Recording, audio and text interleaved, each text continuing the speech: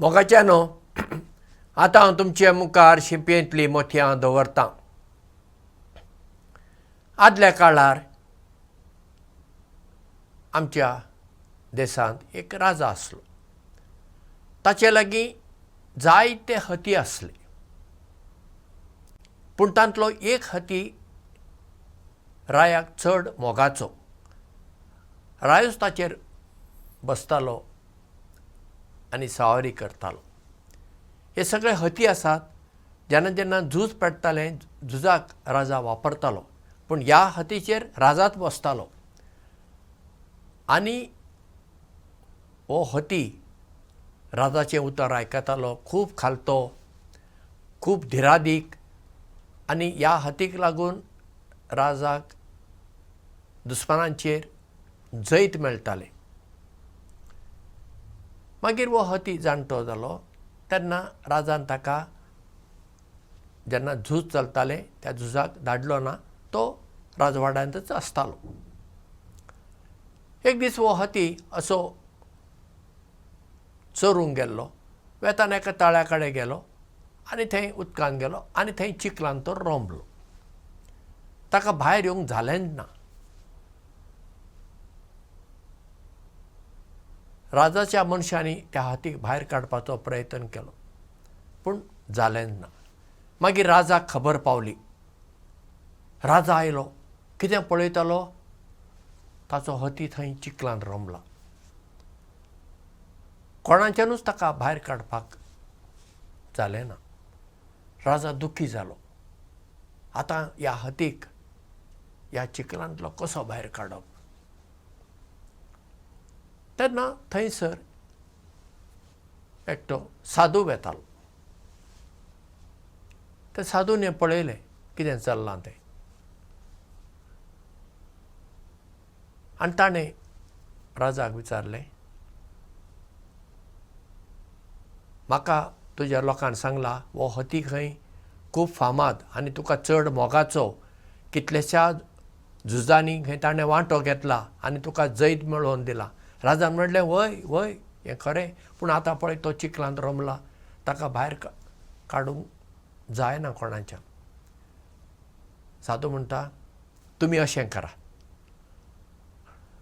तुमी जेन्ना झुजाक वेतना तुमी ते धोल बडयतात न्ही, त्या मनशांक आपया आनी पयस रावन ते धोल बडोवपाक सांगात मोठ्ठ्यान. राजान म्हणलें, बरें, पूण ताका लागून तो भायर येतलो ना, पळोवया, तुमी तें करा म्हणालो साधू.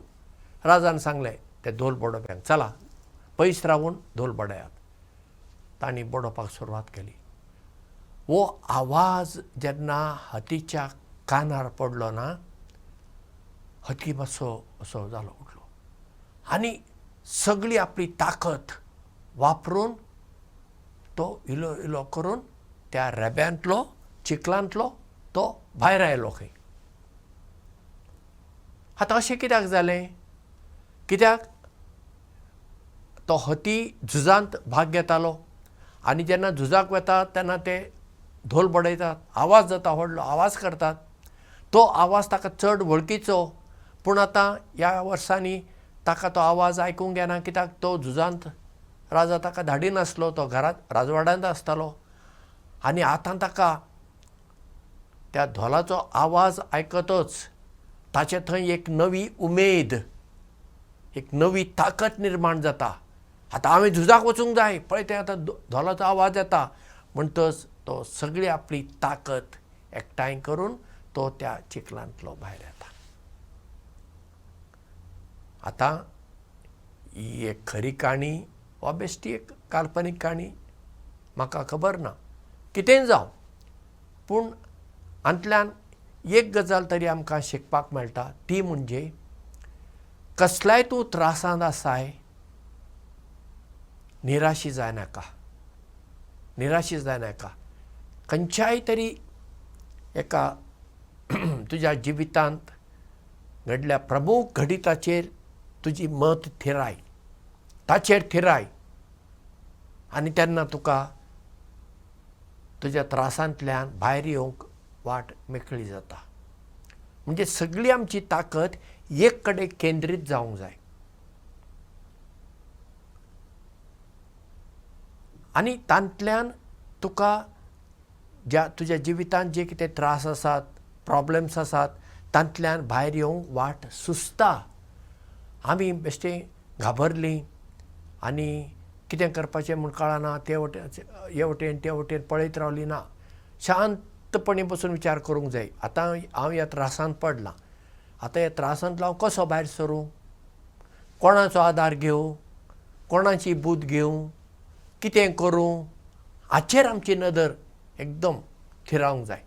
तेन्ना आमकां आमच्या त्रासांतल्यान भायर येवंक जातात. आतां कितें आसा, आमच्या जिवितांतले त्रास सगळेच काबार जातले म्हणूंक जायना, पूण आमी जेन्ना धिरान फुडें वेता तेन्ना ते उणें जावं येतात. वा ते आसा जाल्यारूय, त्रास आसा जाल्यारूय आमचें जिवीत तितलें कश्टांचें अशें आमकां दिसना. कित्याक आमचे कडेन तो धीर आसा. त्या कश्टांक, त्रासांक तोंड दिवपाक आमचे कडेन भितरलें बळ आसा, भितरली ताकत आसा. म्हणटच सदां आमी ही आमची पळय भितरली ताकत आसा न्ही, ती वाडोवंक जाय. देखीक आतां पळय थोडीं पिडेस्तां आसतात आनी म्हाका कांय जायना, म्हाका कांय जायना, आतां हांव जाणटो जालां, हांव जाणटी जालां, कांय अशेंच उलयतात. तेन्ना तांची ताकत देंवता. हय, हांव जाणटो जालां, हांव जाणटी जालां, तरी म्हज्यान कितें करूंक जाता तें हांव करतां. अशें पळया, आमी पॉजिटीव चिंतप केल्यार आमची ताकत वाडटा. जायना म्हणल्यार जायच ना. खूब जाणांक हांव सांगतां, जाणट्या मनशांक, तुवें मातशें चलूंक जाय. आनी ती म्हाका म्हणटात, ना फादर, पांयाच्यो गांठी दुखतात, चलूंक जायना. हांव म्हणलें, तूं बसून रावशी जाल्यार तुज्यो गांठी घट जाताल्यो.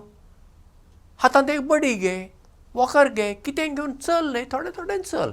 तुज्यान कितें तरणाटे तुजे प्रायर तुवें चल्ल्या भशेन चलूंक जावचें ना, पूण थोडें तरी चल न्ही, कितें तरी घरा भितर तरी तुज्यान भोवंक जाता न्ही. मन केल्यार सगळें जाता. म्हणजे आमचें चिंतप बदलूंक जाय. आमचें चिंतपच कितें नकारात्मक, ना म्हज्या कडल्यान जायना, हें जायना, जायना. तें जायना मागीर तें जायच ना. पूण पळयता, करून पळयता, कितलें जाता तितलें पळयता. अशें एक सकारात्मक चिंतप आमी आपणायल्यार आमच्या कुडी भितर ताकत निर्माण जाता. आनी ती मागीर ती आमकां कितें करूंक जाय पळय तें करूंक आदार करता. आतां कितें आसा, 80 वर्साचे प्रायाच्या मनशाची ताकत आनी 40 वर्सांच्या मनशाची प्राय एक आसची ना न्ही. प्राया प्रमाण आमची ताकत वेगळी आसता. पूण ताकत निर्माण करपाची सकत आमचेच कडेन आसा ती. आनी ती वाडोवपाची एकूच वाट म्हणजे सकारात्मक चिंतप, पॉजिटीव थिंकींग. म्हणटच आमी सगळीं हे सकारात्मक चिंतप आपणावपी मनशां जावया आनी आमचें जिवीत खुशाल बरीत, अर्थाबरीत करुया. देव बरें करूं आनी मोग आसूं.